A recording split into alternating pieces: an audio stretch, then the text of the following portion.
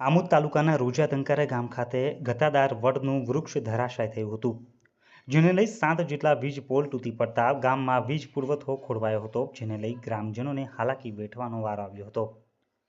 ચોમાસું વિધિવત રીતે બેસતા ભારે પવન સાથે વરસાદ વરસતા અનેક ઠેકાણે નુકસાની સર્જાઈ રહી છે। તેવામાં ભરૂચ જિલ્લાના આમોદ તાલુકાના રોજા ધંકારા ગામ ખાતે ભારે પવનના કારણે ગામમાં પ્રવેશવાના મુખ્ય માર્ગની અડીને આવેલ એક વડનું ઘટાદાર વૃક્ષ એકાએક ધરાશાય થતાં ભારે નુકસાન સર્જાયું હતું।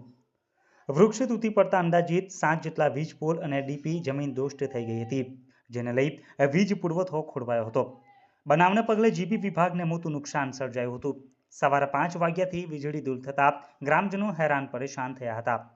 ઘટનાની જાણ થતાં જ વીજ કર્મચારીઓ તાબડતોડ સમારકામની કામગીરીમાં જોતરાઈ ગયા હતા। ઉલ્લેખનીય છે કે વહેલી સવારે 5 વાગ્યાના અરસામાં ઘટના સર્જાઈ હોવાથી માર્ગ ઉપર વાહનો તેમજ રાહદારીઓની અવરજવર નહીવત હોવાથી ઘટનામાં કોઈ જાનહાનિ નહીં થતાં ગ્રામજનોએ પણ હાશકારો અનુભવ્યો હતો। ઉલ્લેખનીય છે કે રોજા તંકારિયા બસ સ્ટેન્ડથી લઈ ગામમાં જતા મેઇન રોડની બાજુમાં હજુ પણ કેટલાક ઘટાદાર વૃક્ષો એવા છે જે ગમે ત્યારે ધરાશાય થઈ શકે તેવી સંભાવના નકારી શકાય તેમ નથી।